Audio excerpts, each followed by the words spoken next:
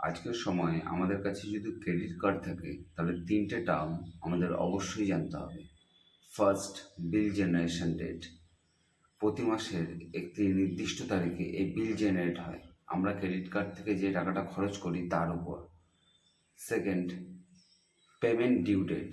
বিল generate হওয়ার 15 থেকে 17 দিনের মাথায় এই পেমেন্ট ডিউ ডেট তৈরি হয়।